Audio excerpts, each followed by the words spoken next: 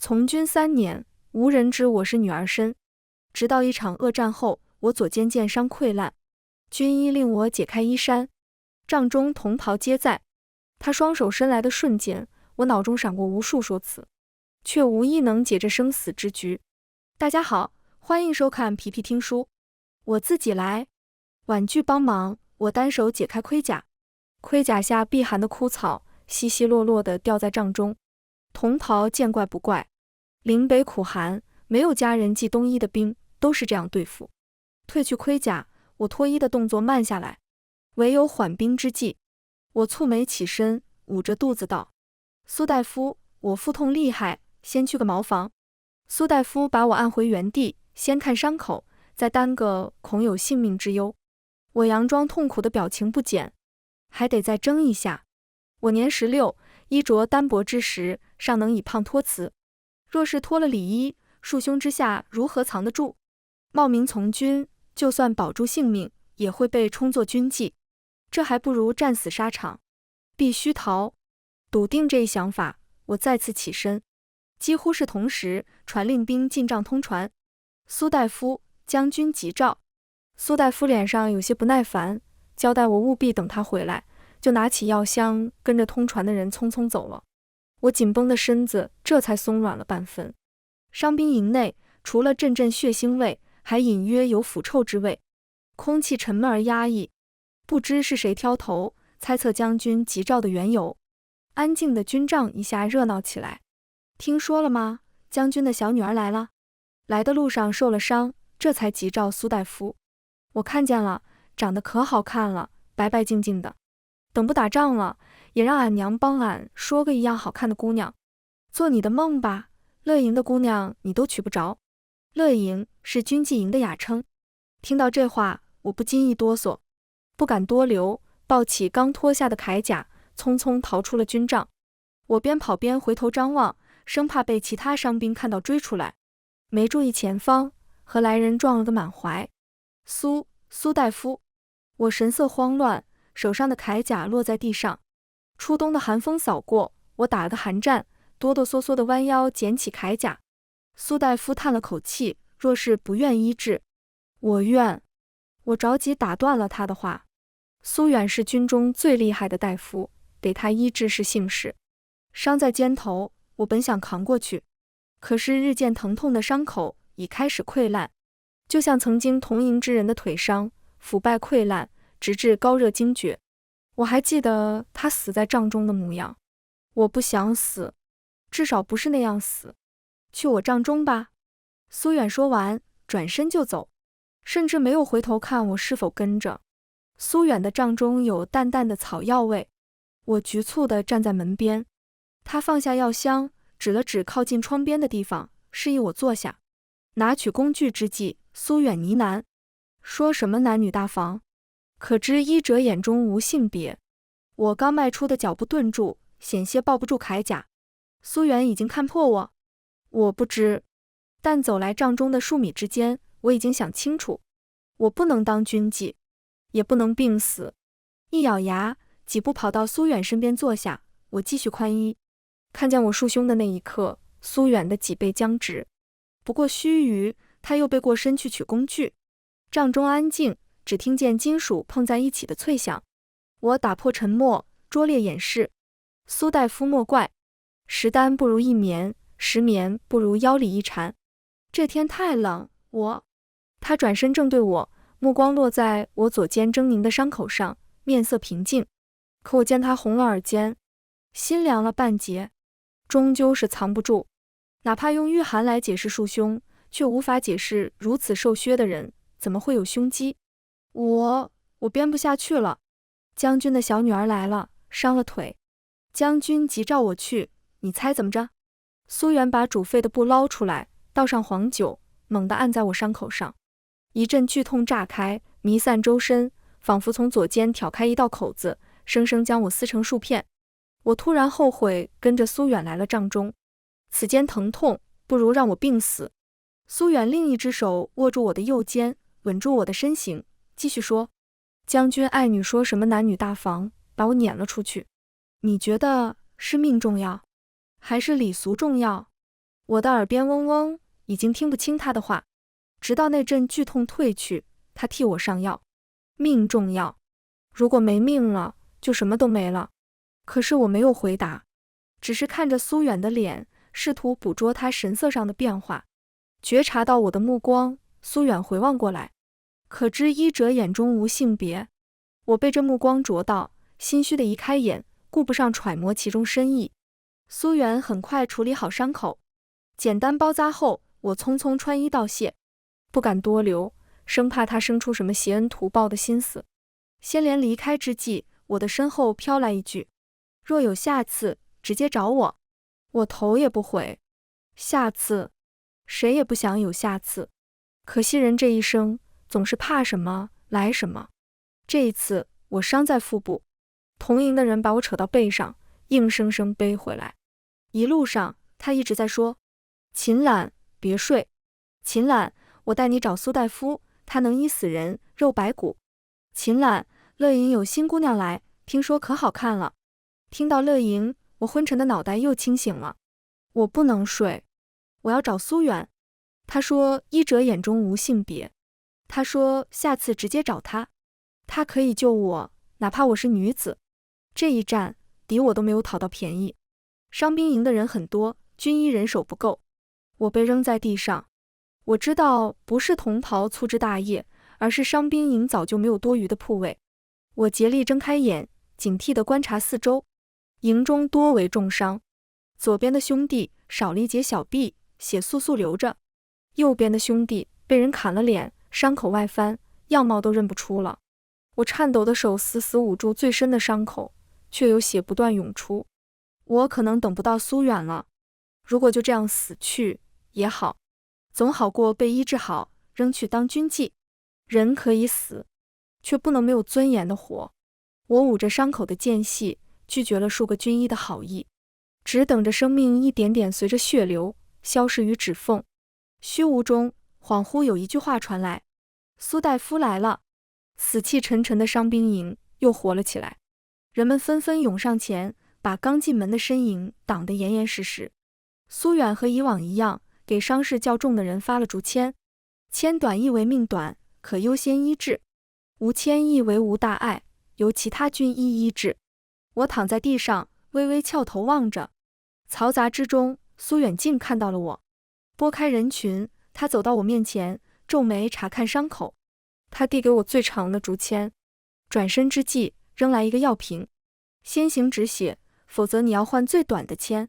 我道谢的话刚说出口，就淹没在嘈杂之中。看着手上的长签，我又萌生了求生之欲。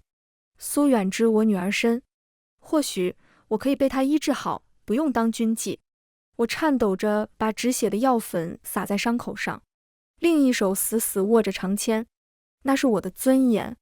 苏大夫借口缝合线用完，差几人将我抬到他的帐中。这一回，我直接拿刀在布帛上划了个口子，撕开了束胸。苏远移开视线，背身递给我一方白布，露出伤口即可。白布足够遮住胸口，我愣了片刻才接下，盖住胸部，只剩腹部的伤暴露在外。伤口的药粉已经染成红色。苏远用火燎着缝合的针具，目不斜视，火光照出他侧脸的轮廓，就像阿姐在灶台边忙碌，沉稳的让人心安。不知为何，我突然在想，若是仗打完了，我能活着回去，也要过一过有烟火气的平凡日子。苏远的手脚很快，缝合后替我上药，又取了几尺白布递给我，自己退去屏风外。粗布屏风后，我缓缓坐起身，将白布熟练地裹于前胸，连着腹部的伤口一起紧紧包裹。炭火摇曳，我16岁了，已经藏不住日渐丰腴的胸部。即使我用力裹挟，屏风还是映照出我的线条，像捆在我身上的绳子，把我一点点拉向乐营。我却毫无还手之力。苏远说我不宜挪动，留我宿在军医营帐。帐中没有此起彼伏的鼾声，也没有同袍随时可能压来的身子，不需着甲而眠。我忍不住想，如果立功升至校尉，有独立营帐，或许更易藏匿女身。深夜传来一阵窸窸窣窣，我猛然惊醒，下意识握紧床边的长刀。紧接着是营帐外传来的呼喊：敌袭！敌袭！伴着呼喊，3名敌兵提刀闯进来，因有所防备，靠近我的敌兵被一脚踹飞。那人踉跄站定，却垂目看了眼自己的手，眉眼露出好色之意。他发现了，我是女人。他用外邦语说了句话，同行几人都朝我看来。灭口！我的脑中只有这2个字，却突然看见一把匕首插入他的脖颈。那人张了张嘴，没再发出任何声音，捂着伤口倒下。我看见他身后肃远冷冽的眸子。军医都是读书人，从不上阵杀敌，但最是知道如何一刀毙命。其他敌兵见状，疯了一般扑来，顾不上伤口的疼痛，我挡在苏远身前，持刀对峙，未占上风。但奇袭的胜算不过半盏茶功夫。很快，我们的人冲进军医营帐，形成合围之势。就在我以为局势已经控制之时，帐外一声长哨响起，敌兵脸上皆露出欣喜之色，得胜之意。我提刀冲出营帐，只见火光之处簇拥着100人，身边有人叫嚷着军眷被俘，匆匆朝着光奔去。我明白，机会来了。拉弓搭箭，我攀在最高的枝头，敌兵正扯着一个女子，弯刀架在她脖子前，索要快马。将军对峙，仍未下令，是攻是退，那女子似乎都没有活路。爹爹，救我！女子的声音颤抖。将军抬手示意停止交战，敌兵从各个营帐中撤出，聚拢在一起，不过100余人，同袍皆以备战之姿合拢。将军却允了敌兵要求，遣人备马。我把弓拉满，屏息凝神，在敌兵翻身上马之际，我的箭飞了出去，直直插在持弯刀之人的眉心。一瞬，我们的人涌上去，包饺子般吞了那100人。我半跪在将军营帐，待将军发落。刚才的女子是将军的小女儿，前些日子偷跑来军中的那个。许是吓着了，面色煞白的垂头站着。她生得白净，一看就是名门千金，与我这样的乡野之人不同。将军说了她几句，要遣她回长安。她虽不愿，还是应下了。半晌，将军才将目光移到我身上。你叫秦岚？是。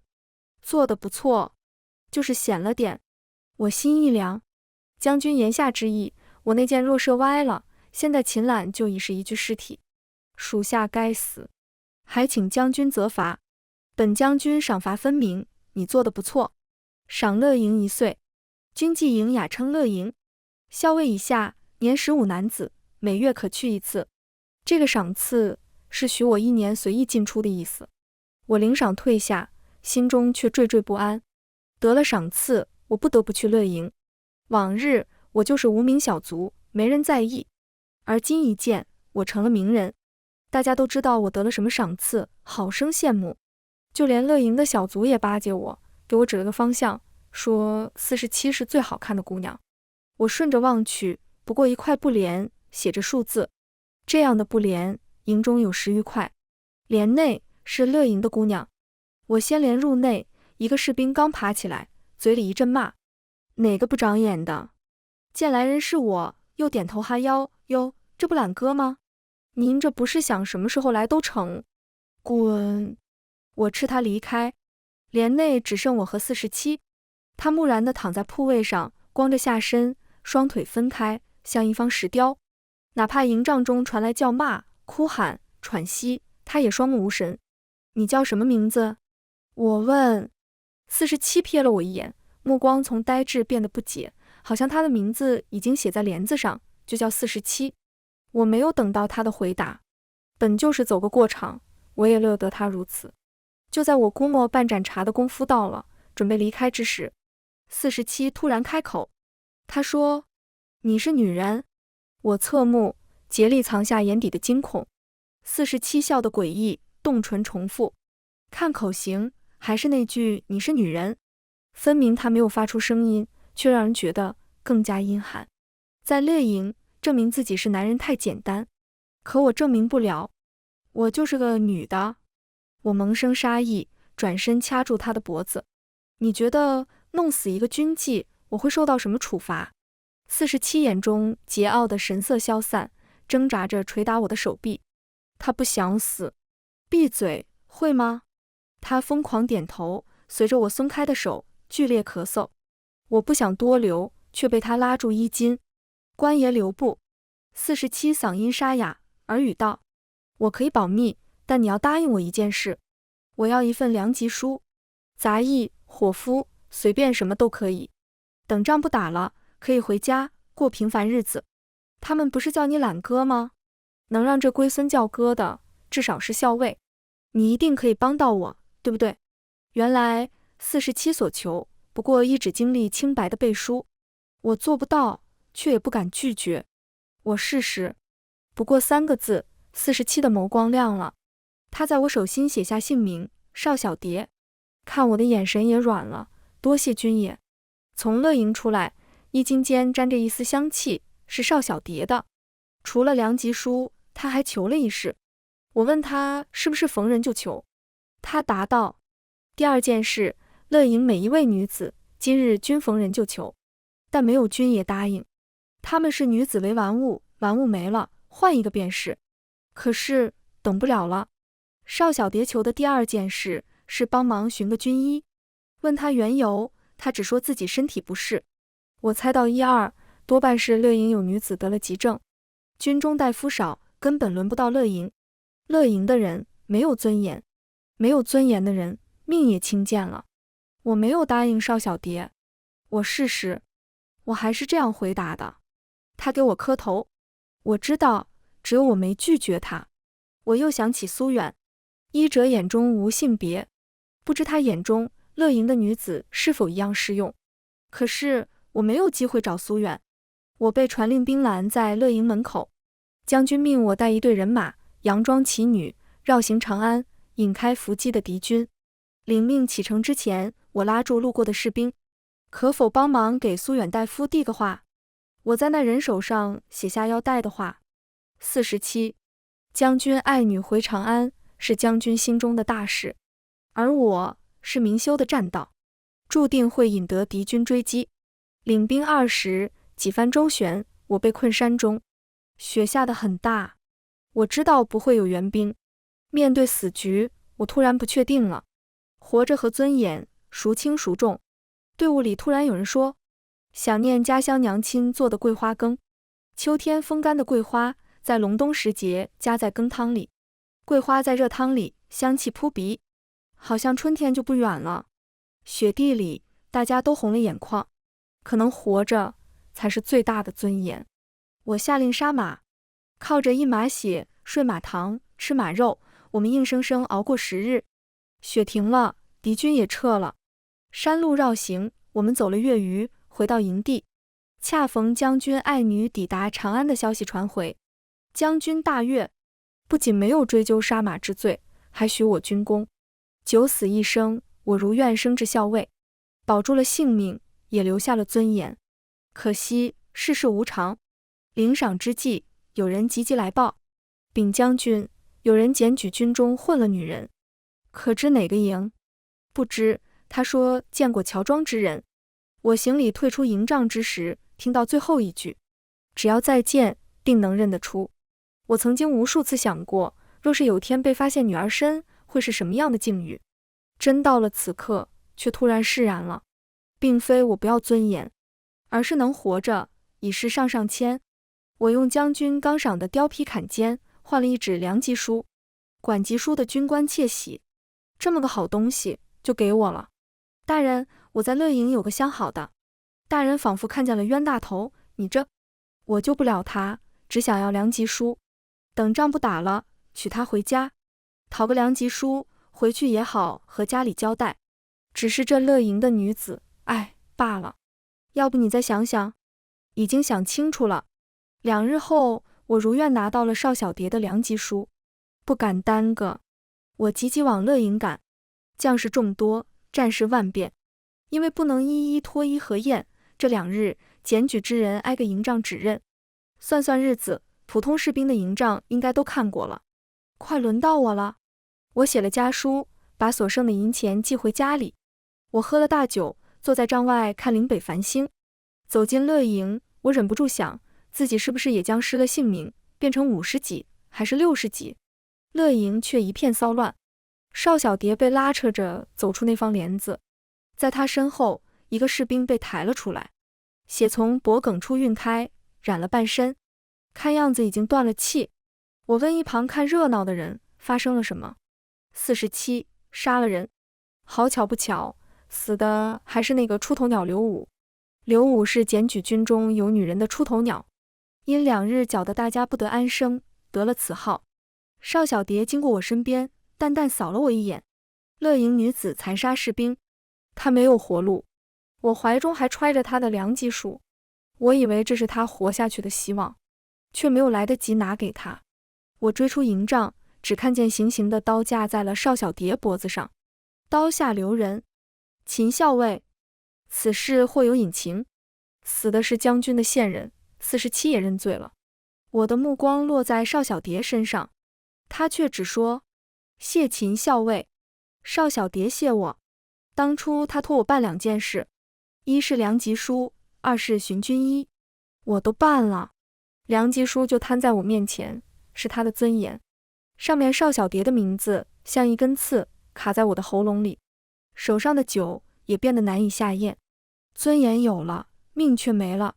昏昏沉沉中，我又看见了邵小蝶，刀明晃晃架在他脖子上，他和我四目相对，动了动口。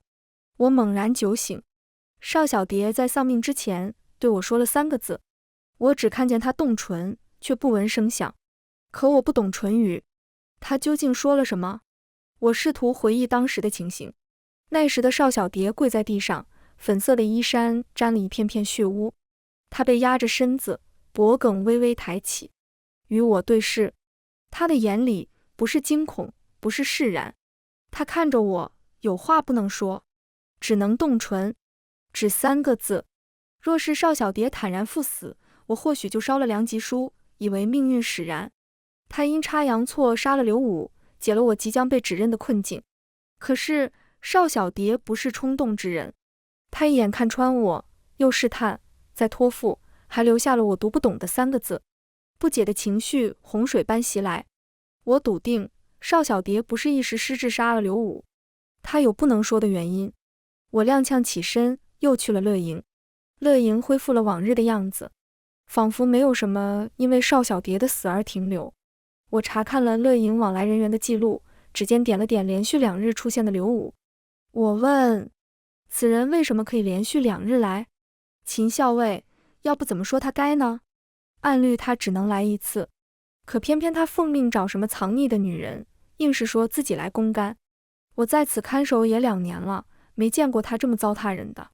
也不怪47小的失言。我合上册子，所有人都以为邵小蝶一时冲动，杀了这个目中无人的禽兽刘武。我不信。我找到前1日刘武选的姑娘59，她却问什么都不说，直到我告诉她我叫秦岚，是47的朋友。59突然红了眼，她朝我磕头。公。59的自述，邵姐姐是个好人，如果没有她，我早就死了。1个月前，我生了场病，我们这些人是不配医治的，甚至不配病死。一旦被发现生病，就被扔出去自生自灭，防止传给将士们，哪怕这病不传人。邵姐姐却说我们都要活下去，等仗不打了，一起开个铺子，卖点果干炒货，姐妹们可以一起有尊严的活着。她挨个找乐营的女子，让他们求求好说话的军爷，就说自己略有不适，想寻个军医。每个女子都应下了，可是每天那么多人来乐营，却没有1个人愿意帮我们。我也认命了，我知道快藏不住生病的事了，换上最喜欢的衣服，做好赴死的准备。可是邵姐姐不认命，她跑着来找我，她说有个军爷愿意试试。怕我不信，邵姐姐还告诉我她叫秦岚。后来最厉害的苏远大夫来了，他受秦岚所托而来，让我们不要介意他是男人。我们怎么会介意呢？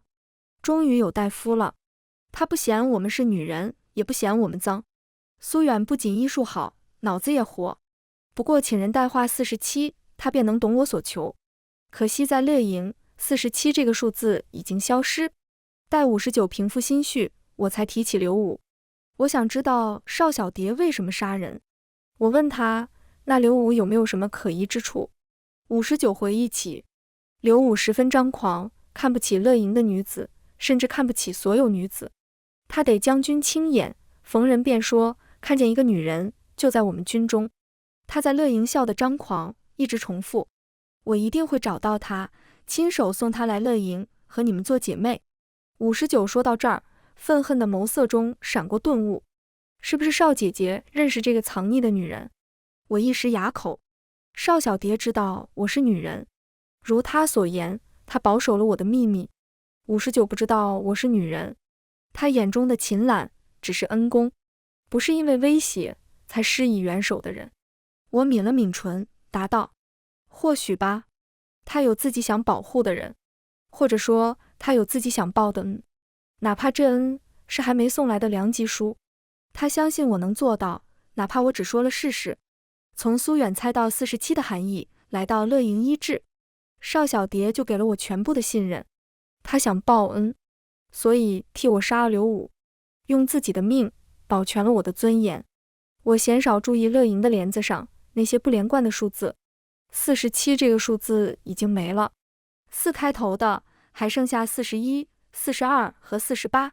59告诉我，邵姐姐还有个妹妹。我早该想到，按进乐营的顺序，48最有可能是邵小蝶的熟人，原来那便是她的妹妹。待48闲暇，我走了进去，她瞥了我一眼，蓦然解开衣衫。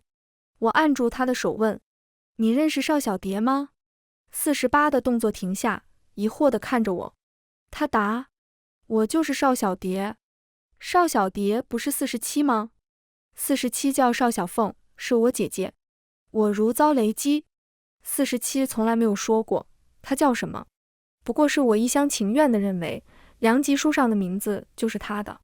可是她是那样好的一个人，为了给59治病，她到处求人；为了给妹妹清白的经历，她以身犯险；为了帮我隐藏女儿身，她以命换命。她考虑了所有人，唯独没有考虑自己。她为了所有人的尊严，放弃了自己的性命。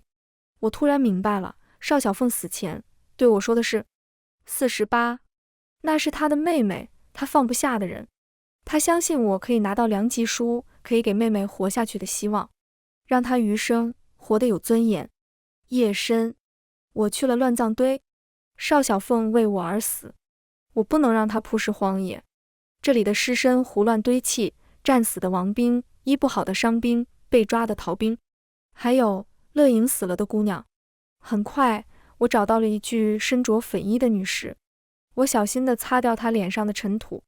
邵小凤的脸和往日一样白皙明媚，她双目紧闭，面容安详，就像脱离了俗世纷扰，沉沉睡去。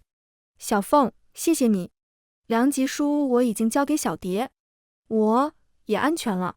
乐营的姐妹不能出来，我替她们送你，你安心上路吧。我给她换上干净的衣服，又用草席裹好。天空突然下起雪，星星点点的雪花落在草席上，很快铺满一层，我的上方却有一片阴影遮挡。回过脸，我对上苏远柔和的目光，他举着伞朝我倾斜，我来送他。选了一处开阔地，我和苏远安葬好小凤。夜深雪急，我看不清苏远的神色。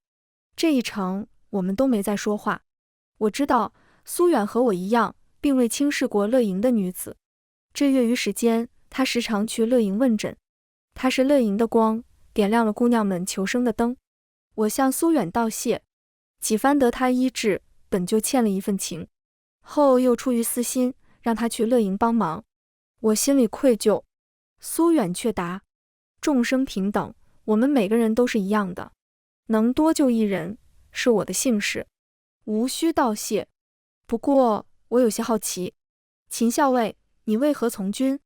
雪停了，寒夜止于疾风，吹得树叶沙沙作响。从军3年，我以为再也没有机会提起过往。那年我13岁，又征兵了，村里已经没合适的人选，爹爹身体不济，却应下了。我不解，追着爹娘问缘由。阿姐却哭了。爹身子不好，北边那么冷，战事那么多，我怕，我不想失去爹，就让我去吧。女子不用上前线，我可以活着回来，大不了我不嫁人了。啪的一声，爹爹打了阿姐一巴掌，说什么胡话？那军纪营是什么好地方？比战场更苦，哪个好人家把姑娘往那儿送？去了那儿毫无尊严，活着又有什么意思？当时的我不懂。乐营如爹爹所言，吃人不吐骨头，年年征兵，终是轮到我们家。若无男丁，可送女儿去。我家有2个女儿，我和阿姐，但是爹爹不愿。阿姐和娘以泪洗面。爹爹的腿年轻时伤过，受不得苦寒。阿姐自小体弱，易感风寒，常年生病。只有我从小生的皮实，上树下河，打鸟摸鱼。娘最常说的就是秦岚，你哪有一点女孩家的样子？我却不以为意。娘，你看那鸟飞得那么快，那么高，我都可以用弹弓打下来。我找到村长，换下了爹的名牌。这一次我不做女孩，带着以为的尊严，我踏上了替父从军的路。邵小凤的死只换来几天安生日子。深冬清晨，我被营外骚乱吵醒，起身跟去。所有军医被押至将军面前。入冬后，我军物资匮乏，大部分人不能适应苦寒，战事吃紧。将军的不悦摆在脸上。你们以为死了一个县人，私藏女子的罪名就接过了吗？本将军安插在敌军的线人刚传回的消息，我们的军医营私藏女子，可不可笑？敌军盛传，我朝气数已尽，以女子充数，军心不可乱。你们若是供出此人，念在往日辛苦，可从轻发落；否则，所有军医每日仗20，打到找出人为止。言毕，将军点了一名军医。你先说，有没有见过女人？面对将军盛怒，苏远不急不恼，行礼道：将军，乱军心的不是女子，我们诸多将士怎会因一女子乱了军心？若如此，不如撤越营，遣散女子。将军一脚踹在苏远腹部，拔出佩刀架在他脖子上。我知道敌军夜袭，在军医营发现的女子是我。那夜混乱，定有敌兵逃脱。一句外邦话，数个敌兵都知道我是女人。但是苏远没说错，这仗打了7、8年，军心已散。可是将军需要一个理由向朝堂解释，女人是送上门的借口。找到藏匿的女人，并不会让我军胜利。可是如若我不认罪，所有军医都会被牵连，所有伤兵都不能及时医治，这仗才真的会输。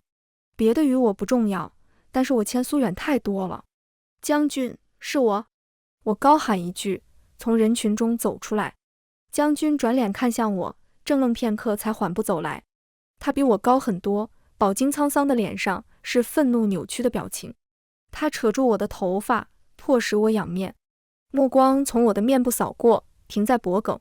常年征战，我的皮肤粗糙黝黑，却没有胡子，也没有喉结。果然是你。他一把将我甩到远处，几个士兵冲上来，将我按倒。我的脸贴在地面，沾了尘土，眼睛死死盯着前方，看向将军的方向。明日午时，斩首示众，照所有将士官刑，以儆效尤。听此令，我不禁笑了。我被绑了手脚关押，我却从未如此坦然。不用提心吊胆，不用刻意伪装，我终于只是我。秦岚，16岁的女子。我曾身负重伤，自医苟活。我曾出入乐营，随心助人。我曾上阵杀敌，官至校尉。这一生虽短，却看透了人间冷暖，值得了。困倦之意来袭，我却看见了苏远。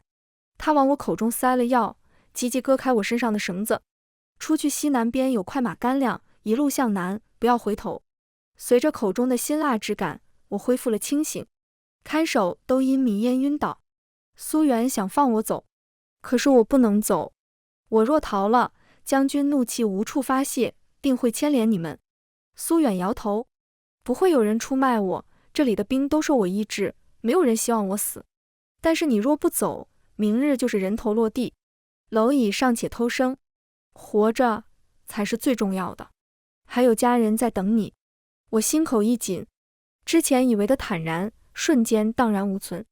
爹的身子一直不好，家里靠体弱的娘和阿姐做零工撑着。这些年越发过得艰难，我的月例多半寄了回家，他们的日子还是不好过。如果我不在了，爹的药钱怕是都凑不齐，娘和阿姐会过得更辛苦。看我犹疑，苏远继续说，我也存私心，有一事托你办。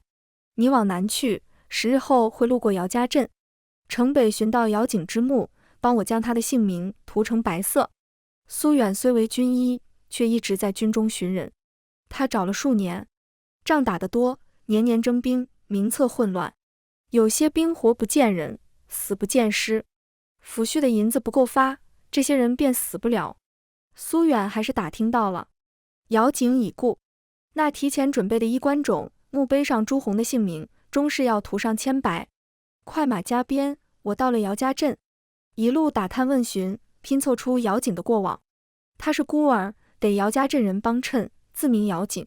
大概4、5年前成亲娶妻，可是新婚不久就被征去前线，头1年还会寄回信笺，后来就杳无音讯。可怜他的新婚妻子艰难度日，后来他的妻去寻他，也没再回来。带着备好的铅白，我找到了姚景之墓，拨开荒草，墓碑没了遮挡，左侧赫然写着妻苏远尽力。全文完，皮皮听书，感谢您的观看，每天上新精彩小说，喜欢就订阅吧。